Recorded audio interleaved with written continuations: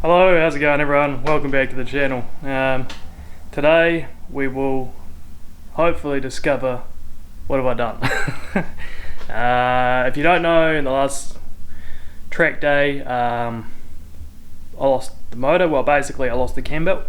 There's a couple of reasons why that could have happened, so we're going to find out why today, so then we can see what I got to do to get this thing back on the road again. So I don't know, grab a beer, grab a coffee, sit down and let yourself be entertained by my misfortune. So, as I said, I lost the cam belt. You can see a good, I hope you can, yeah, a good groove cut into that. There's a couple of reasons why this could happen. One is right down there is the oil pump gear. Now I've had that explode before, and obviously then the belt just goes sideways, and I've bent all the valves in the head.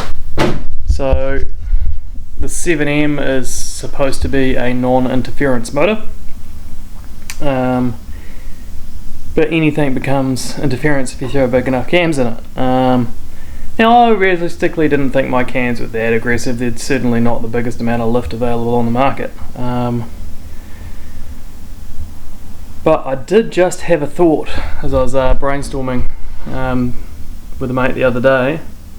Is my old block that I ran when this oil pump gear exploded in the past, that had certainly been put through some work by me and potentially previous owners before me. So I know they had to remove a lot off the block material wise, because there was a whole pile of pitting in it when I very first had the head done. And I've had that block resurfaced multiple times since, and the head. So it could very well be that I just had so much taken off the block on the head that made it interference. Now this right here, this is a newer block, a 7MGE block, that hopefully hasn't had so many shavings.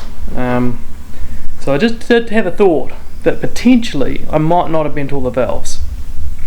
So yeah, what I'm going to do is I'm going to get the radiator and everything out so that I can get the pulley off and get the front lower cover off, and then I'll really see what happened.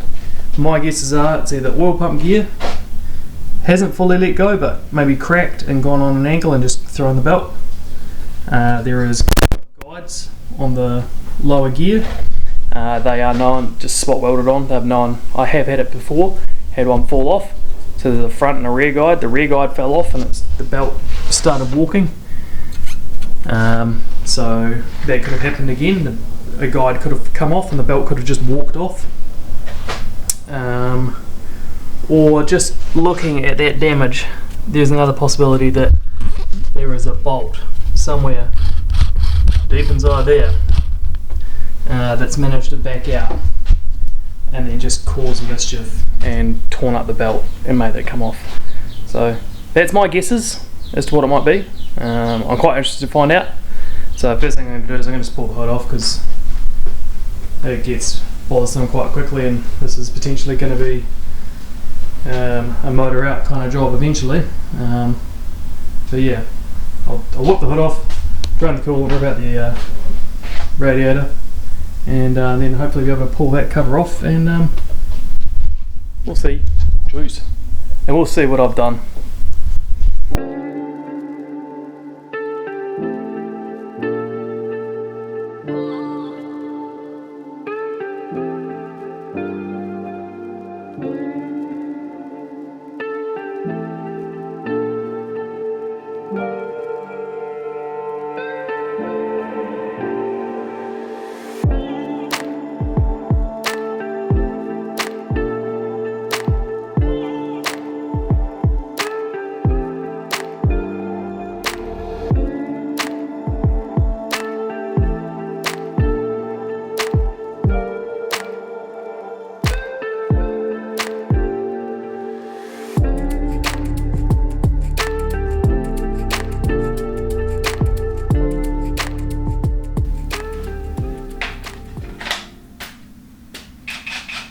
Time to see if my cheap rattle gun's got enough guts.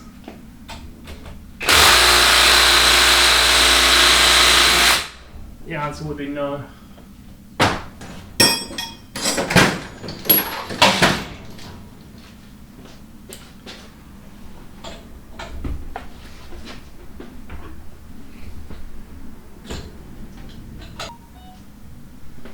This could be sketchy.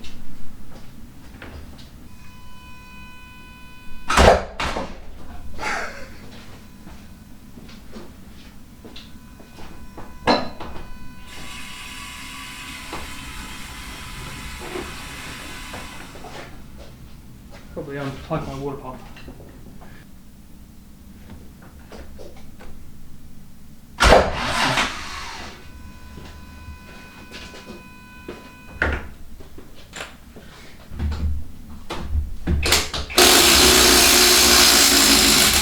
Well, I got the crank pulley cracked using the old starter trick.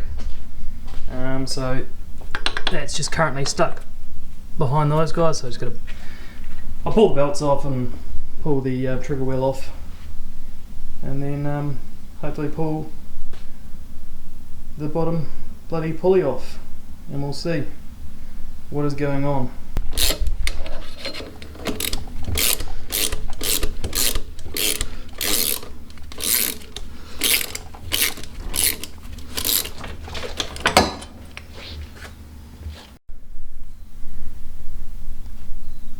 Right, well, it's the moment of truth now. We're a couple of bolts away from seeing what I've done.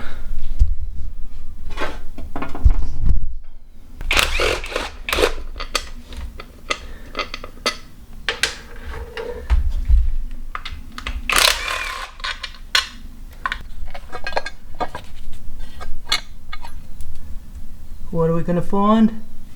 Well, fuck you.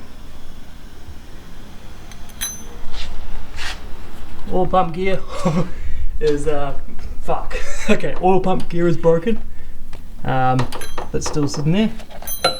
So yeah, it was definitely an oil pump gear failure that then probably pulled the guide off. Fuck. I have no one to blame. I have no one to blame but myself. They do this. This happens with 7M oil pump gears. I know, because I've done one before. Alright, well, I'm gonna sort out a new oil pump gear, and I'm actually gonna keep the motor together. I'm gonna slap a belt on it, and might as well just try it. I'll do a compression test and a leak down test, and see how badly, if whatever I've damaged anything. But yeah, sick. Alright, well, thank you very much for watching, everyone. I'll probably nip her in the bud there. We know what I've done, and I know what I've got to do. So yeah, I'll get online and start ordering some bits, and start to get everything I need to at least get it back together to a point where I can test it to see how badly, if I have damaged the head. As I said earlier, that who knows, I might actually get lucky, because 7M is supposed to be non-interference, that it might have just been I'd had so much taken off the last lead and block that made it interference. I mean, I'm not going to hold my breath. Chances are that I've bent all the valves and stuff again, but we'll see. I'll order all the bits, get it all back together, and go from there. Thank you very much for watching, guys. Now, the next few videos, I've obviously quite clearly jumped ahead out of my regular queue here. So the next few videos will be chronologically incorrect, but they'll be interesting ones anyway. Working on a sim rig, and finally an update on the Mark IV Super as well. So yeah, thanks for watching, guys. Tune in, and yeah, check out the next lot that's coming through.